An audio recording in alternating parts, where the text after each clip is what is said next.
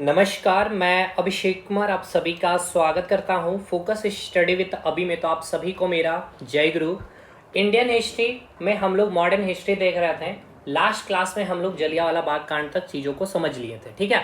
यहाँ से चीज़ों को आगे कंटिन्यू करते हैं। देखिए, जलियांवाला बाग मैदान में जो अव्यवस्था फैली, उस अव्यवस्था की जांच करने के लिए अव्यवस्था जांच कमेटी का गठन किया, जिसके अध्यक्ष कौन थे?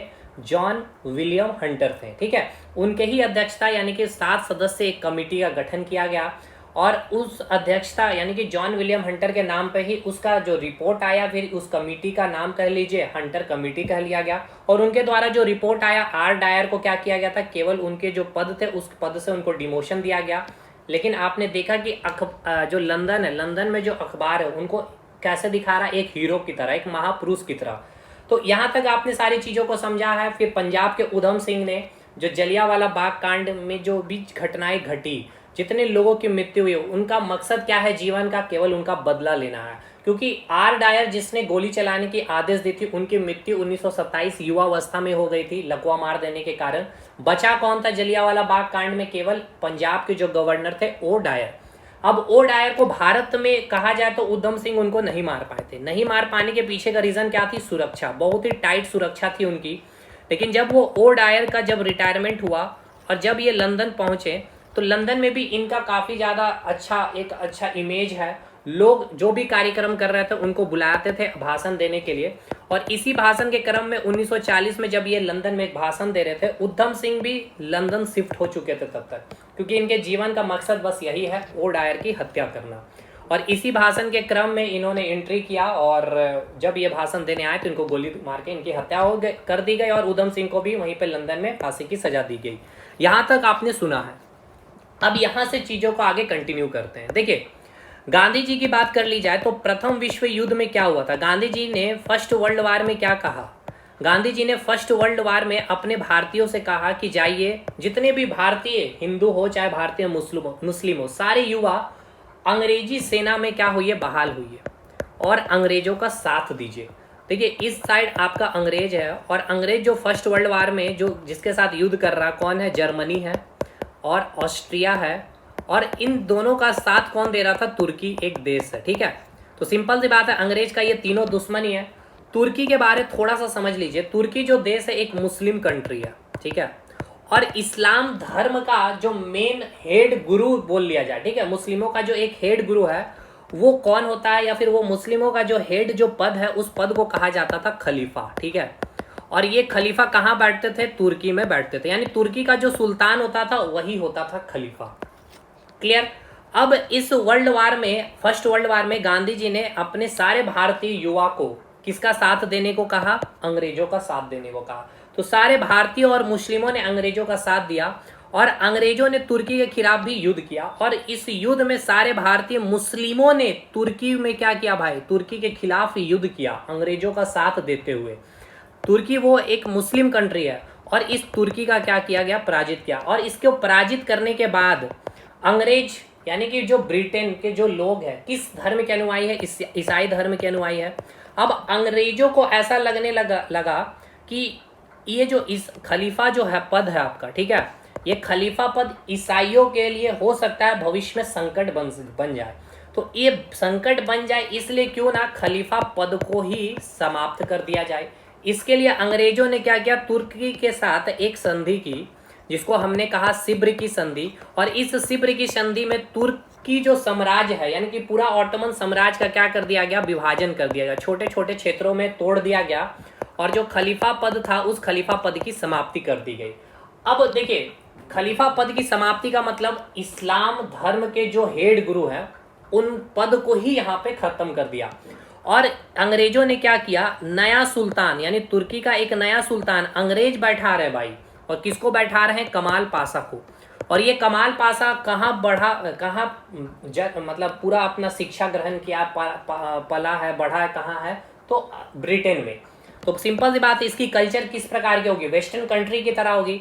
और अगर पूछ लिया जाए खलीफा का क्या कंसेप्ट है? खलीफा का कंसेप्ट है कि जितने मुस्लिम हैं, देखिए इनका यही मानना था, जो मुस्लिम समुदाय के लोग हैं, कि पूरे विश्व में एक सूरज एक चांद है, उसी प्रकार पूरे विश्व को मॉनिटर करने वाले केवल एक ही जो गुरु बोल लीजिए या फिर इस्लाम धर्म के जो मेन हेड गुरु है वो कौन है? खलीफा। यही खलीफा है जो पूरे विश्व को कंट्रोल कर रहे हैं। तो ये कंसेप्ट है खलीफा का। और जो अगला जो खलीफा या फिर कह लिया जाए जो तुर्की का सुल्तान बनाया जा रहा है, कमाल पाशा को अंग्रेज बना रहे हैं, इसका कंसेप्ट वेस्टर्न कंट्री से मिलता जुलता है। ये क्या कर रहे हैं मुस्लिमों को कि आप जो कुर्ता कमीज पहनते हैं, ठीक है, उसको हटाइए, कोट पैंट टाई पहनिए, कैप जो गोल कैप लगा रहे हैं इसको हटाइए, मॉडर्नाइज कैप पहनिए। महिलाएं जो बुर्का पहनते हैं भाई, वेस्टर्न कंट्री में जो ड्रेस चल रहे हैं आप उसको अपनाइए। साथ के साथ जो दाढ़ी रखे हैं पूरा क्लीन शेव में रहिए। ये पूरा का पूरा कंसेप्ट ही ये कमाल पाशा ने क्या कर दिया था? चेंज कर दिया था, जो खलीफा का कंसेप्ट था। अब ये देख, जो भारतीय मुस्लिम थे काफी गुस्से में है अंग्रेज के खिलाफ, और भारतीय मुस्लिम गए हैं गांधी जी के पास कि गांधी जी आपने कहा तो हमने फर्स्ट वर्ल्ड वार में अंग्रेजों का साथ दिया था। और इस बात को ध्यान रखिएगा कि इस फर्स्ट वर्ल्ड वार में अंग्रेजों का बहुत बढ़ चढ़ करके, खास करके पंजाब के जो मुस्लिम थे उन्होंने अंग्रेजों का साथ दिया था। और पंजाब के जो मुस्लिम थे वो अंग्रेजों से काफी उम्मीद में बैठे थे कि जैसे ही फर्स्ट वर्ल्ड वार समाप्त होगा तो उनको कुछ ना कुछ इनाम मिलेगा। बल्कि इनाम क्या मिला इनको? क्या मिल रहा है कि इनके जो हेड गुरु है उस पद को ही समाप्त कर दिया गया। तो अब गांधी जी भी जब ये बात सुन रहे हैं तो गांधी जी भी कहे बात तो बिल्कुल सही है। तो अब गांधी जी ने क्या किया? एक चिट्ठी लिया और चिट्ठी लिख रहे हैं किसको? लंदन में, ठीक है, अंग्रेजों को। 2 डिमांड किए हैं गांधी जी। एक क्या डिमांड है? जो जलियांवाला बाग कांड के जो आरोपी है उनको फांसी की सजा दी जाए। दूसरा, जो आप खलीफा पद में जो हस्तक्षेप कर रहे हैं वो हस्तक्षेप करना बंद कर दें, क्योंकि ये पद का अगर संबंध बोला जाए तो मुस्लिमों से है, और आपकी मदद यानी अंग्रेजों की मदद फर्स्ट वर्ल्ड वार में बहुत सारे भारतीय मुस्लिमों ने की है। लेकिन ये गांधी जी क्या कर रहे हैं? डिमांड कर रहे हैं अंग्रेजों से, और गांधी जी को मिल क्या रहा है? सिब्र की संधि, यानी तुर्की साम्राज्य का विभाजन, खलीफा पद की समाप्ति। और क्या मिल रहा है गांधी जी को? हंटर का रिपोर्ट। क्या है रिपोर्ट में भाई? आर डायर को क्या कर दिया गया है? केवल उनको जो पद है उनको पद से डिमोशन कर दिया गया। तो गांधी जी भी अब भाई गुस्से में है। अब यहीं पे 2 भाई हैं, अली बंधु, ठीक है, मुस्लिम भाई हैं अली बंधु, मोहम्मद अली, ठीक है, मोहम्मद अली नाम याद रखिएगा, और एक है शौकत अली। इन दोनों भाइयों ने 1919 में एक कमेटी का गठन किया। इस कमेटी का गठन करने का जो मेन उद्देश्य था, जो तुर्की साम्राज्य का विभाजन हुआ है और मुस्लिमों का जो हेड गुरु का जो पद है, खलीफा पद की जो समाप्ति हुई, उसके लिए इन्होंने 1919 में, ये सारी बातें लिखी गई है नोट्स में, एकदम परेशान नहीं होना आपको। 1919 में अखिल भारतीय कमेटी का गठन किया गया, और इसका पहला सम्मेलन कहाँ हुआ? दिल्ली में, ठीक है। और जिसके अध्यक्ष किसको बनाया गया? भाई गांधी जी। और इसी सम्मेलन में इन दोनों भाइयों ने क्या किया था? अंग्रेजों के खिलाफ 1919 में खिलाफत आंदोलन प्रारंभ किया। खिलाफत आंदोलन समझ में आया किसने प्रारंभ किया? अली बंधु, मोहम्मद अली और शौकत अली। इसी ने 1919 में अखिल भारतीय कमेटी का गठन किया था। दिल्ली में इसके सम्मेलन हुए थे और जिसके अध्यक्ष थे गांधी जी। और इसी सम्मेलन में क्या किया गया था? निर्णय लिया गया था खिलाफत आंदोलन का अंग्रेजों के खिलाफ प्रारंभ करना, ठीक। तो 1919 में खिलाफत आंदोलन प्रारंभ हो गया है। गांधी जी भी इस आंदोलन में साथ दे रहे हैं मुस्लिमों का। लेकिन अब इन थोड़ी थोड़ी सी चीजों को यहाँ पे एक दूसरे से कनेक्ट करने की कोशिश करिएगा। अब गांधी जी ने भी खिलाफत यानी कि जो खिलाफत आंदोलन के जो मुद्दा है क्या है? एक तो तुर्क साम्राज्य का जो विभाजन किया गया और जो खलीफा पद की जो समाप्ति हुई है, यही मुद्दा है इस आंदोलन का कि भाई खलीफा पद को जो अंग्रेजों ने समाप्त किया है उसको रद्द करें, और जो तुर्की साम्राज्य का आपने जो विभाजन किया है उसको एक बार फिर से विलय करें। यही मुद्दा है खिलाफत आंदोलन का। गांधी जी ने इस खिलाफत मुद्दे को और हाईलाइटेड करने के लिए और जोड़ देने के लिए इन्होंने अनाउंसमेंट किया। ये अनाउंसमेंट क्या कर रहे हैं अंग्रेज को कि अगर आप जलियांवाला बाग कांड के जो आरोपी है उनको आपने सजा नहीं दिया, यानी कि फांसी की सजा नहीं दी, और जो खिलाफत आंदोलन के जो मुद्दे हैं अगर आपने उसके लिए यानी इन दोनों मुद्दों के लिए अगर आपने कोई निर्णय नहीं लिया तो अगस्त 1920 में, ठीक है ना, अगस्त माह 1920 में हम एक बहुत बड़े आंदोलन के रूप में आपके से मिल रहे होंगे। और ये आंदोलन क्या होगा? असहयोग आंदोलन। यानी हम जो भारतीय आपका सहयोग कर रहे हैं, अब हम क्या करेंगे? आपका असहयोग करेंगे। आपके हर एक काम में जो हम सहयोग कर रहे थे अब हम आपका सहयोग नहीं करेंगे।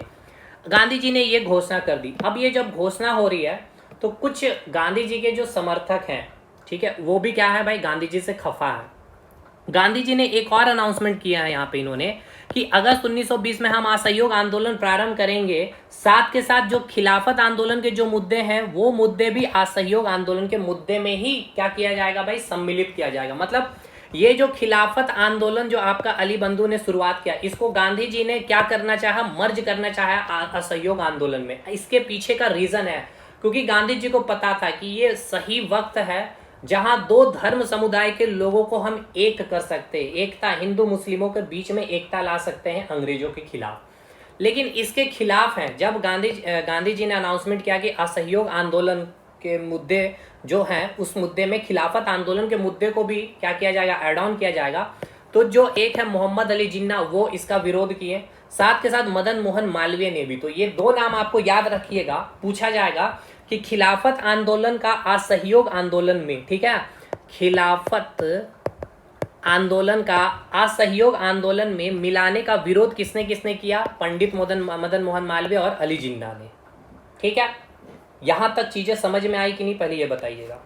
लेकिन अब इसी बीच एक घटना घटित हो जाती है 1 अगस्त। गांधी जी ने कहा अगस्त 1920 में हम असहयोग आंदोलन प्रारंभ कर देंगे और खिलाफत आंदोलन जो मुस्लिमों ने स्टार्ट किया है उनके भी मुद्दे असहयोग आंदोलन में सम्मिलित कर लेंगे, यानी हिंदू मुस्लिम दोनों अब आपका असहयोग करने वाले।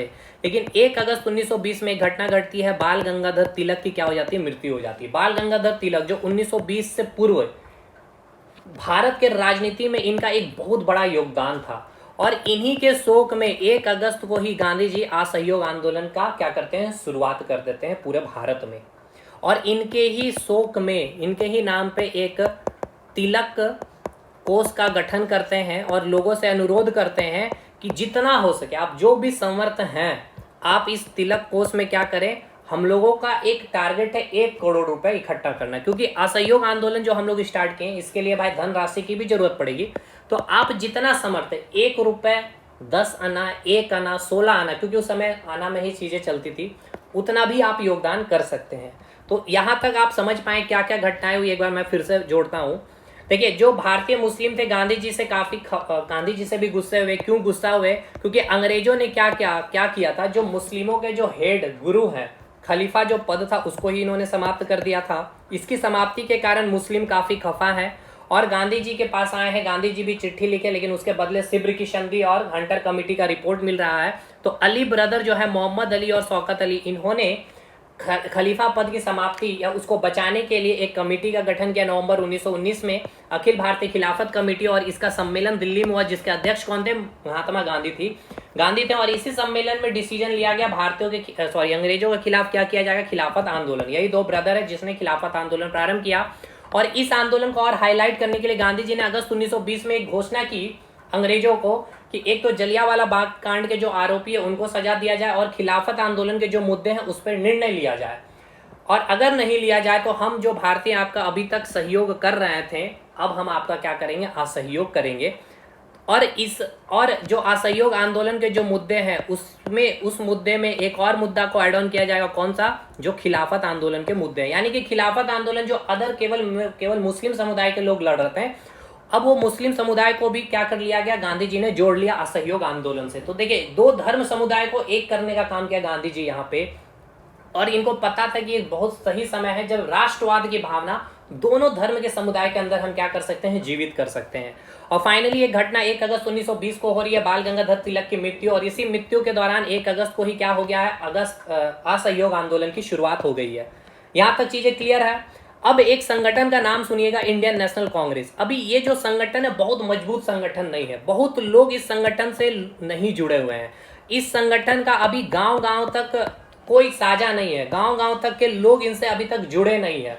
तो गांधी जी ने सबसे पहला इसी समय एक तो लक्ष्य रखा कि इंडियन नेशनल कांग्रेस में जो सदस्यों की संख्या कम से कम 1 करोड़ लोग इनकी सदस्यता ले। हालांकि इंडियन नेशनल कांग्रेस की सदस्यता लेने के लिए आपको एक भारी भरकम रकम देनी पड़ती थी, इसलिए गांधी जी ने सबसे पहले इसकी सदस्यता लेने के लिए कितना किया गया, 25 पैसे में आप इसकी क्या कर सकते हैं, सदस्यता ले सकते हैं। तो एक लक्ष्य तो गांधी जी ने यह भी रखा कि ये जो संगठन है इस संगठन को मजबूत किया जाए। मजबूत कैसे होंगे, जब लोग आकर के जुड़ेंगे और जब ये संगठन गांव-गांव से जब ये संगठन मिलेंगे या उससे जुड़ेंगे तब जाकर के ये संगठन भी मजबूत होगा।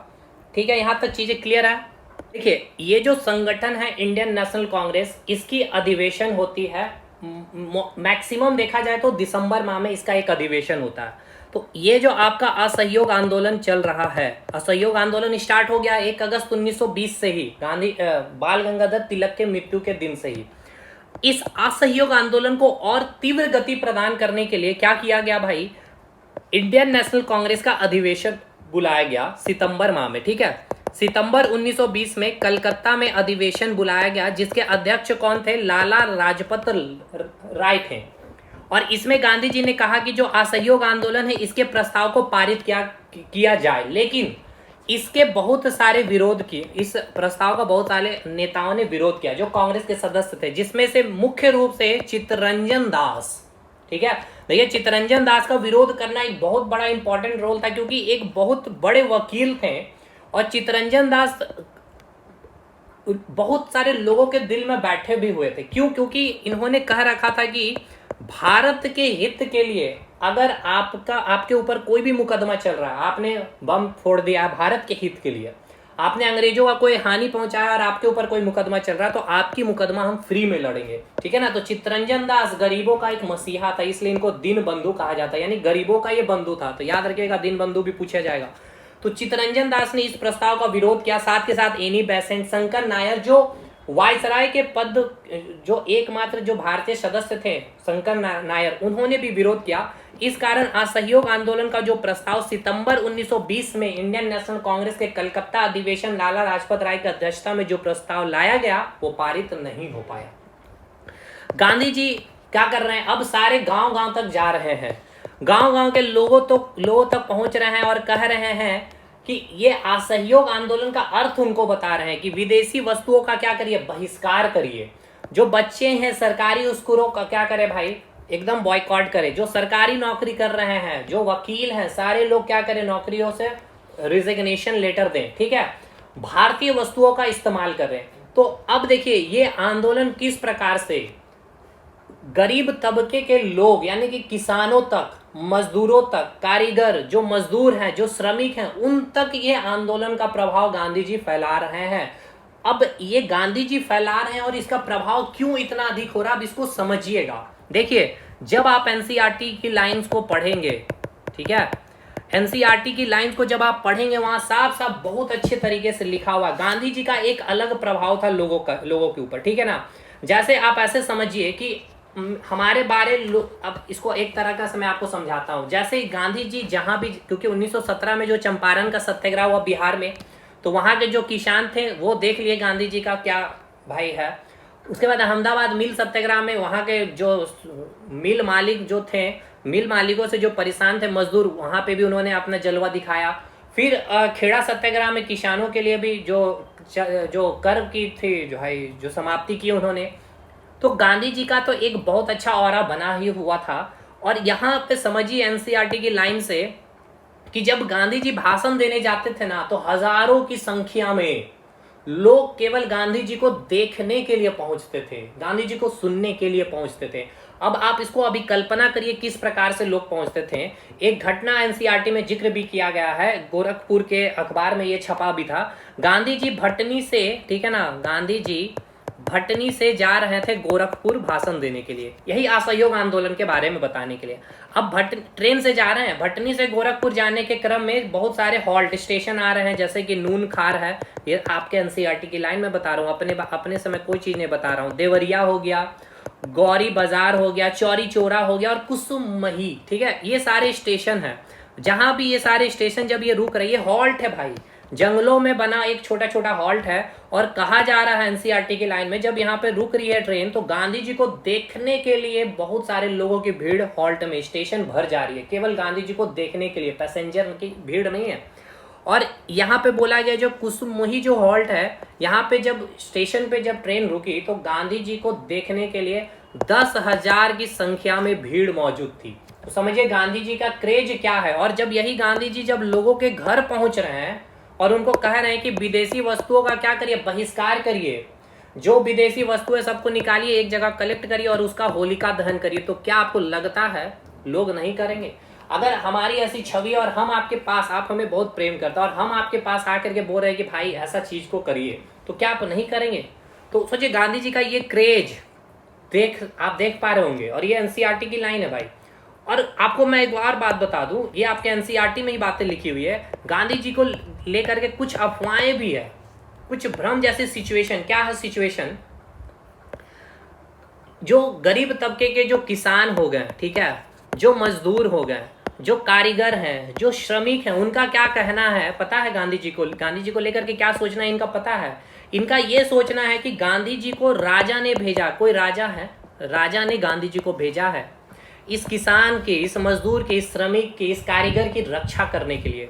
उनको जो कर चुकाना, दमनकारी जो कर है, अंग्रेजों का जो शोषण है, उनसे बचाने के लिए गांधी जी को भेजा गया है, राजा ने भेजा है। ये सोच गांधी जी को लेकर के। इनकी और सोच की जिक्र की गई है एनसीईआरटी में। इन लोग क्या कह रहे हैं गांधी जी के बारे कि गांधी जी जो हैं, जो अंग्रेज के जो अधिकारी हैं, उनसे वो डरते वरते नहीं, उनकी वो सुनते नहीं है। वो कह रहे हैं कि अंग्रेज जो अधिकारी हैं, अंग्रेजों से भी पावरफुल हमारे गांधी जी है। इनका ये सोचना है। और इनकी क्या अफवाहें, सबसे बड़ी अफवाहें ये सुनिएगा, आप एनसीईआरटी की लाइन पढ़ेंगे कि जो लोग गांधी जी का विरोध, यानी गांव के कोई भी लोग अगर गांधी जी का विरोध कर रहे हैं, आलोचना अगर कर रहे हैं, तो उस लोग के, यानी वो लोग के जो घर हैं, वो घर क्या हो रहे हैं, रहस्यात्मक रूप से गिर जा रहे हैं ऑटोमेटिक। अगर आप गांधी जी का विरोध कर रहे हैं, गांधी जी का अगर आप आलोचना कर रहे हैं, ये अफवाहें थी, ये मैं बता रहा हूँ अफवाहें, ये बातें सच नहीं है और एनसीईआरटी में लिखी गई बातें हैं। तो यहाँ इस कहने का मतलब, इसका संदर्भ ये है कि आप समझिए कि गांधी जी की क्रेज क्या थी, है ना। मैं उनके बारे ये बताना चाह रहा हूँ कि किस प्रकार गांधी जी को लोग प्रेम करते थे।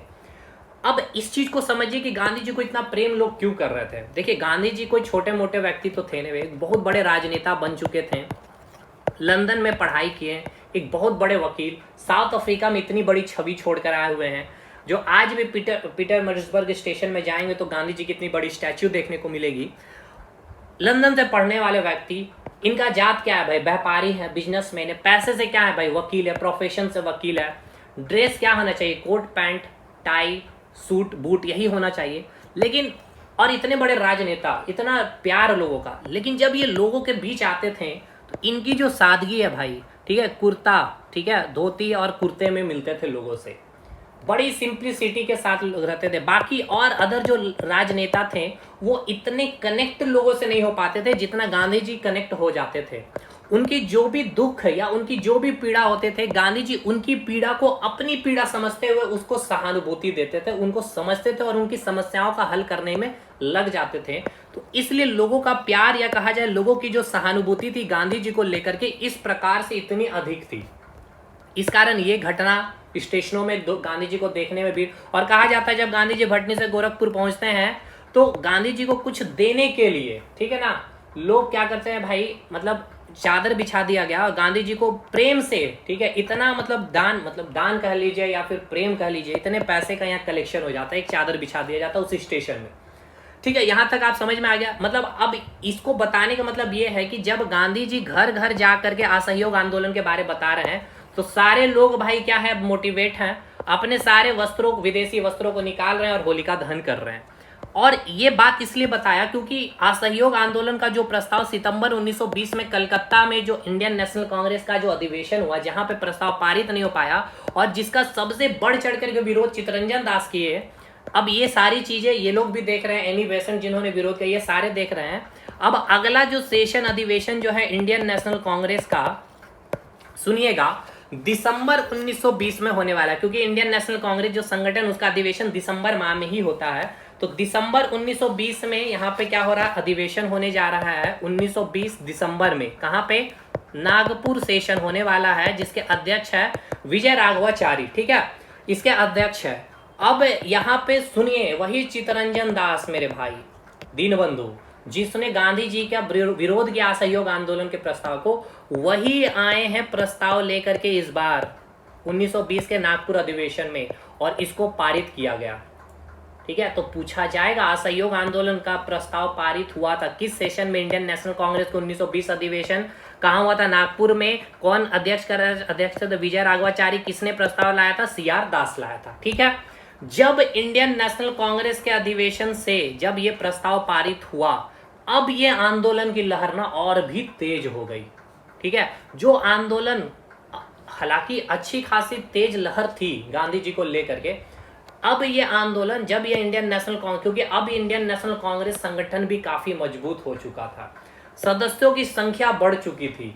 इंडियन नेशनल कांग्रेस जो अब तक गांव-गांव तक नहीं लोगों से जुड़ पाया था, अब इनका भी जुड़ाव गांव-गांव से लोगों तक इनकी जुड़ाव हो चुकी थी।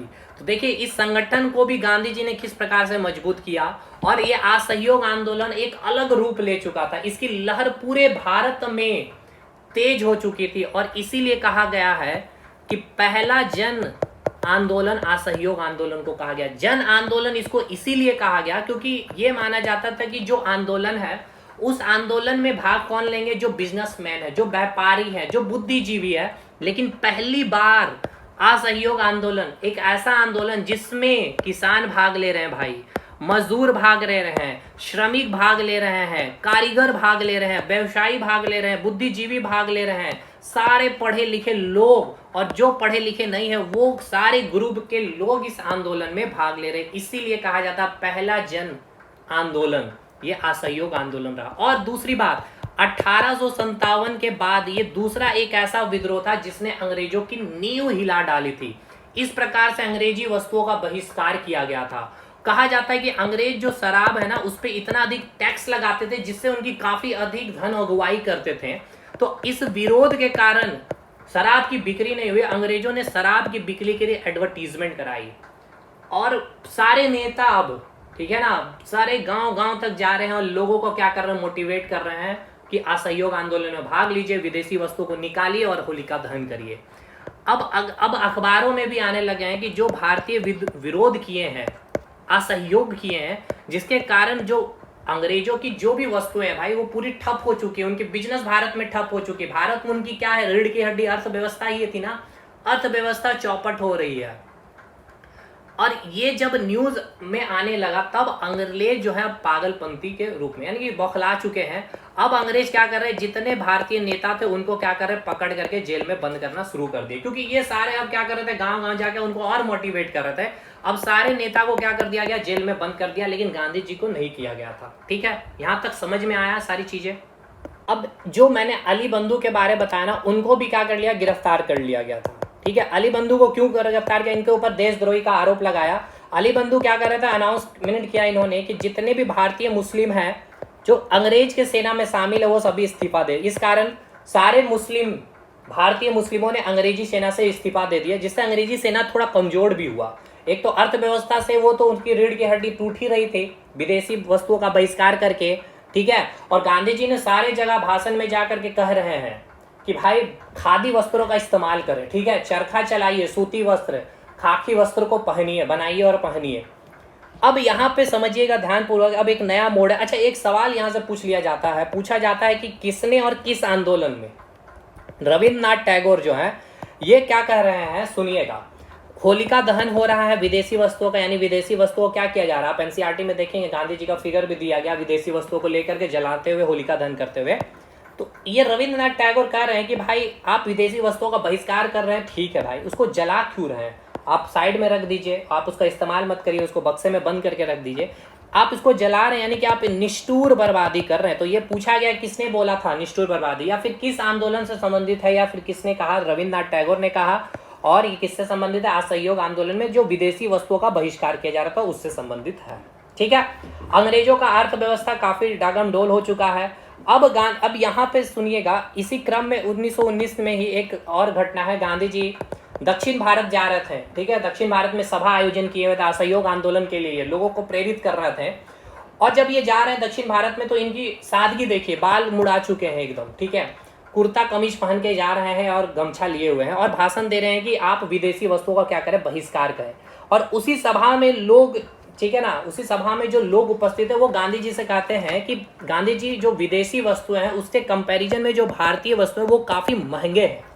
देखिए, भारतीय वस्तु यानी कि खाकी वस्त्र जो थे काफी महंगे होते थे। उसके पीछे का रीजन क्या थे, आप एक खाकी वस्त्र को तैयार करने में 15 से 20 दिन लग जाता है, यानी कि समय भी लग रहा है, मेहनत भी अधिक लग रहा है। तो सिंपल सी बात है, प्राइस अधिक होगी। अभी आप जब आप अपने अलमारी में देखिएगा तो दुनिया भर के कपड़े हैं भाई, ठीक है, क्यों है? क्योंकि सस्ता है, ईजिली अवेलेबल है। अब ये वस्त्र, खाकी वस्त्र उस समय इतने आसानी से तो बनते भी नहीं तुरंत, काफ़ी श्रम भी लगता है, तो कॉस्ट ज़्यादा है, तो लोगों के पास कम भी रहेंगे संख्या। तो गांधी जी जब ये बात सुने कि भारतीय वस्तु काफ़ी महंगे हैं, तो गांधी जी ने तुरंत क्या किया, अपना गमछा को उतार दिया, अपने कुर्ता खोले और जो धोती पहने थे, आधी धोती पहनते हुए उस आधी धोती से अपने बदन को ढके, और उन्होंने मैसेज दिया सारे लोगों को कि कुछ भी हो जाए, कितनी भी महंगी हो जाए, आप अगर वस्तुएं महंगे हैं तो आप 2 के जगह 1 वस्त्र लीजिए, न्यूनतम वस्त्र का नियम, न्यूनतम वस्त्रों को ग्रहण करिए, लेकिन वो होनी चाहिए भारतीय, ठीक है। ये मैसेज दक्षिण भारत में दे रहे हैं। सोचिए इस लेवल पे ये असहयोग आंदोलन, और कहा जाता है, गांधी जी ने कहा भी था कि अगर अनुशासन में रहते हुए अगर हम असहयोग आंदोलन को 1 साल तक कंटिन्यू कर लें तो ये अंग्रेज यहां से छोड़ के भाग जाएंगे, ठीक है। तो ये घटनाएं हैं। अब इसी बीच एक घटना देखने को मिलता है, क्या है कि यूपी में, अच्छा यहाँ पे एक सवाल है, आपसे पूछा गया है, ये आपका यूपी पीसीएस का सवाल पूछा गया था, इसलिए मैंने यहाँ पे जिक्र कर दिया घटना को, ठीक है। यूपी पीसीएस में यही वाली सवाल आपसे पूछी गई थी कि कहाँ से गांधी जी ने, या फिर कौन से आंदोलन में गांधी जी ने लंगोट धारण शुरू किया था। यानी लंगोट मतलब समझ गए ना, जो धोती है, आधे धोती पहन करके और आधे धोती से अपने बदन को ढाके, वो गमछा हटा दिया, कुर्ता हटा दिया उन्होंने। तो वो कौन सा आंदोलन? असहयोग आंदोलन। और ये अब क्लियर हो गया, न्यूनतम वस्त्र का सिद्धांत पूछ सकता है आपसे, तो भाई असहयोग आंदोलन से संबंधित है, ठीक है। अब इसी समय एक घटना आपको 5 फरवरी की है 1922 की, ठीक है, 5 फरवरी 1922 की, उत्तर प्रदेश के गोरखपुर जिले में एक जगह है चौरी चौरा जगह, ठीक है। वहां पे जो किसान समुदाय के जो लोग हैं वो क्या कर रहे हैं, विदेशी वस्तुओं को लेकर के होलिका दहन कर रहे थे। तो बगल में ही क्या है, एक चौकी है पुलिस की, ठीक है। अब ये जो अंग्रेजी सेना है वो जब ये चीज़ को देख रहे हैं तो उनको ऐसा लग रहा है कि ये जो भारतीय हैं इनको चिढ़ा रहे हैं। तो इन सारे सेना ने क्या किया, इन सारे किसानों को क्या किया, इनके ऊपर मारपीट किया और इनको यहाँ से भगाया। अब ये बात जब ये अपने आके गांव में बता रहे हैं कि हमने कुछ किया भी नहीं, हम होलिका दहन कर रहे थे, और ये होलिका दहन तो पूरे देश में चल रही थी भाई, तो इसके बाद इन्होंने हमें क्यों मारा। अब ये पूरा गांव उठ करके इस चौकी पे आक्रमण करता है और वो 22 के 22 अंग्रेजी सेना को क्या करते हैं, जिंदा जला देते हैं। और अगले दिन ये चीज़ अखबार में छप रही थी कि भारतीयों ने 22 अंग्रेजी सेना को जिंदा जला दिए। अब ये खबर गांधी जी के पास पहुंच रहे हैं। गांधी जी ने पहले ही शुरुआत में ही कह दिया था कि हमें क्या भाई, अहिंसा है ना, विद्रोह कैसी होनी चाहिए, अहिंसा होनी चाहिए, हिंसात्मक विद्रोह नहीं होनी चाहिए। और इसी समय गांधी जी कहते हैं कि हमने आपके ऊपर, यानी भारतीयों को कह रहे हैं कि हमने आपके ऊपर विश्वास करके बहुत बड़ी, यानी हिमालय जैसी भूल की है। तो देखिए ये जो शब्द है 2 बार गांधी जी ने इस्तेमाल किया, हिमालय जैसा भूल।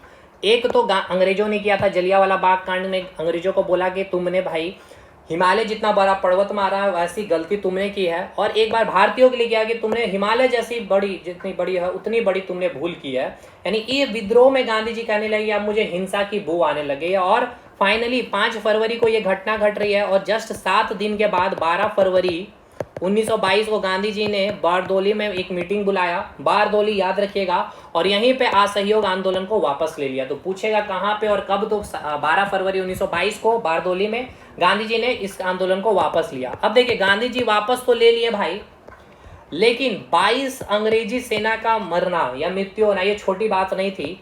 और इसलिए अब अंग्रेज क्या किए, सबसे पहले अब गांधी जी को पकड़े हैं भाई।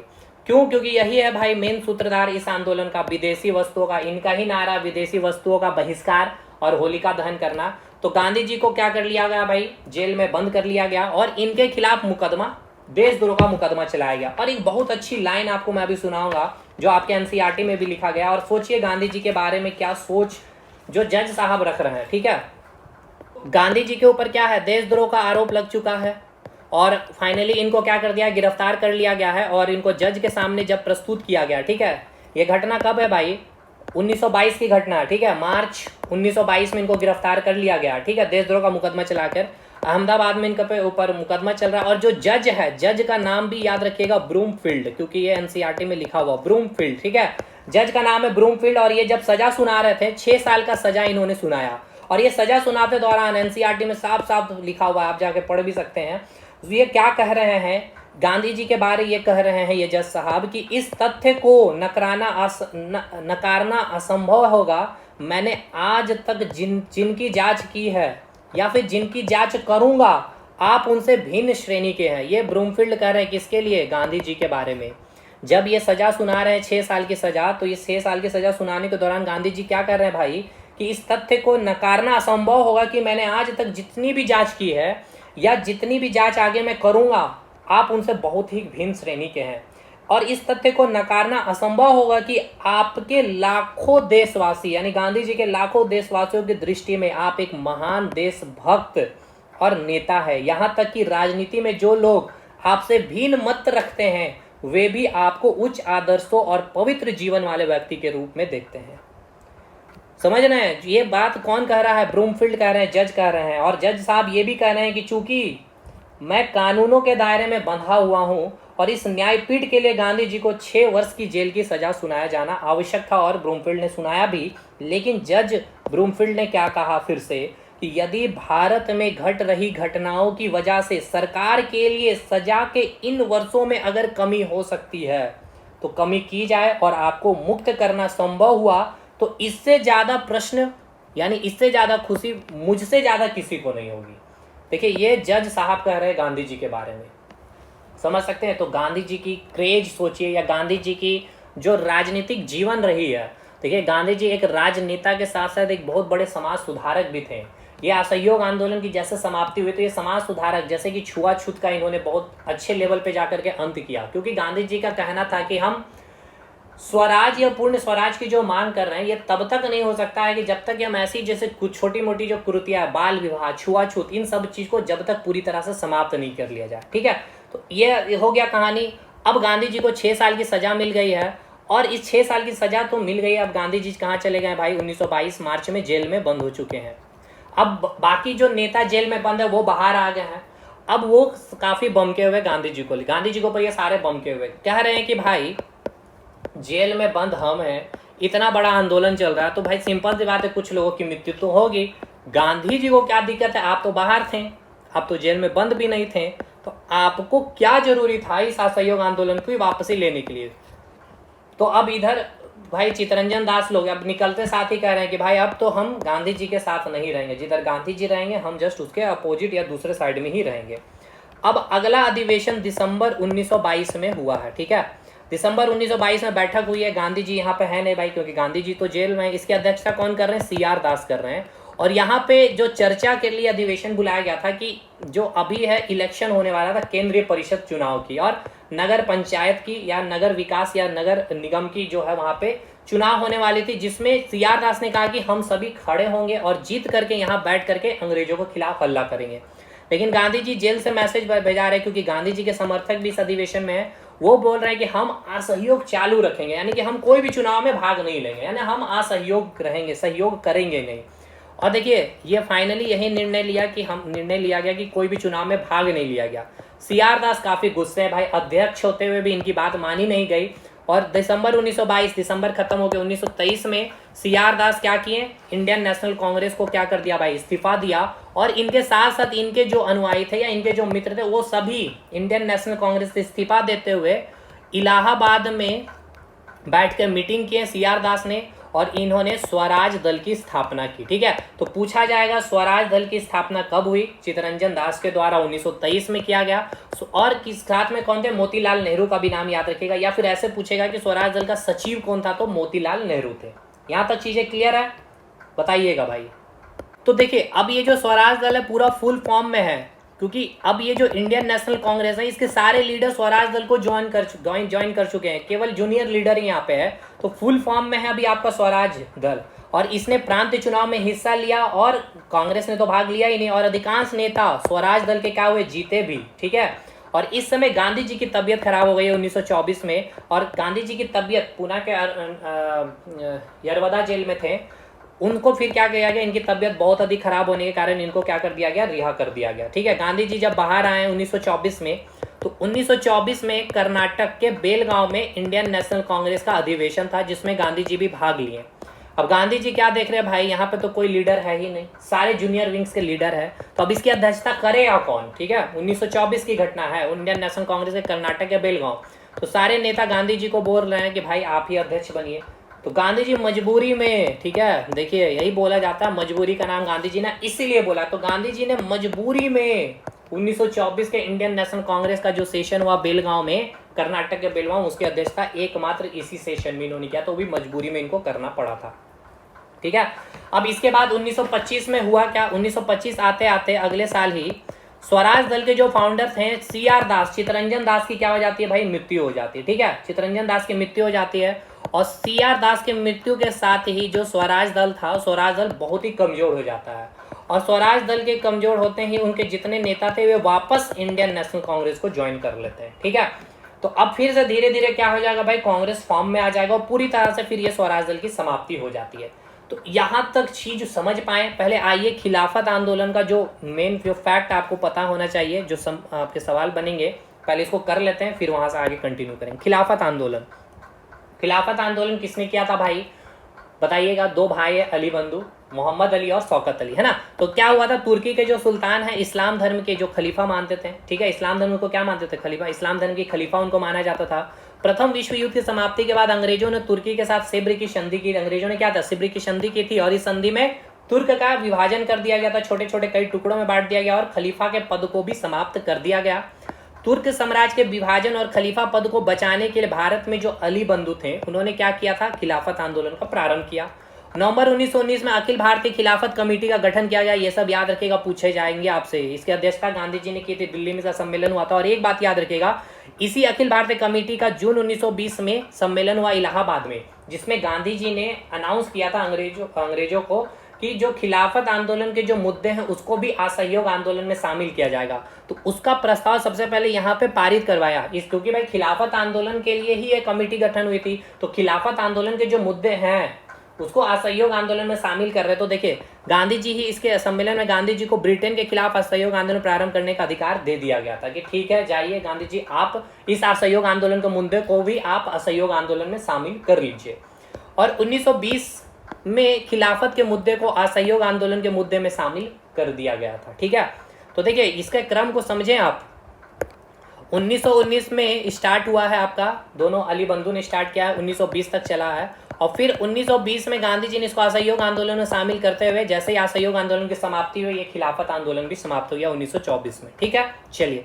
और फाइनली ये सवाल आपसे पूछता है कि खिलाफत आंदोलन का जब असहयोग आंदोलन में मिलाया गया तो इसका विरोध किसने किया था, पंडित मदन मोहन मालवीय और मोहम्मद अली जिन्ना ने किया था।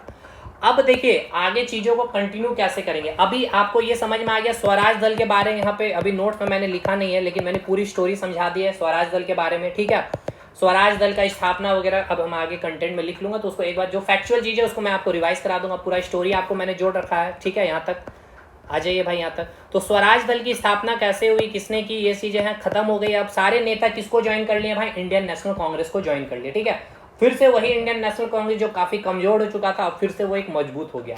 अब यहाँ से एक अलग मोड़ लेंगे हम लोग। ठीक है, यहाँ से जब घटनाएं आगे घटेगी, साइमन कमीशन को जोड़ेंगे हम लोग। ठीक, तो इससे पहले स्वराज दल का कंटेंट में लिख लूंगा, आपको रिवाइज करा दूंगा। फिर साइमन कमीशन की रिपोर्ट आएगी। साइमन कमीशन के बाद फिर हम लोग देखेंगे सविनय अवज्ञा आंदोलन। ठीक है, गांधी जी के 11 सूत्री मांग वगैरह भी इसी क्रम में हम लोग साइमन कमीशन के दौरान ही देखते चलेंगे, नेहरू रिपोर्ट वगैरह भी। ठीक है, तो यहाँ तक पहले माइंड में याद रखिएगा, स्वराज दल की समाप्ति तक। ठीक है, तो इंड कहाँ पे कर रहे हैं भाई, यहाँ मैं लिख दे रहा हूँ नेक्स्ट क्लास में, ताकि याद भी रहे मुझे भी। स्वराज दल की जो है समाप्ति हो गई। ठीक है, स्वराज दल खत्म हो चुका है यहाँ पे। ठीक है, बस इसका फैक्ट मुझे लिख करके आप एक बार डिटेक्ट कर दूंगा क्या क्या चीजें सवाल बनेंगे। ठीक है, पीटी। और देखिए मेंस में अब यहाँ से क्या क्वेश्चन बनेंगे, तो ये सब आंदोलन, जो राष्ट्रीय आंदोलन में जो गांधी जी का योगदान है भाई, तो ये सारे आंदोलन के बारे में आपको बताना होगा। किस प्रकार गांधी जी ने खिलाफत आंदोलन को, यानी दो धर्म समुदाय को किस प्रकार से एक करने का कार्य किया था। तो गांधी जी ने असहयोग आंदोलन में खिलाफत आंदोलन को क्या क्या मर्ज किया। ठीक है, ये सारी बातें जब आप मेंस में लिखेंगे तो और भी अच्छे तरीके से पहले पूरा आंदोलन को समझिए। ठीक है, किस प्रकार से गांधी जी का योगदान जो भी चीज़ें रहा है। ठीक, तो चलिए मिलता है नेक्स्ट वीडियो में, तब तक के लिए धन्यवाद।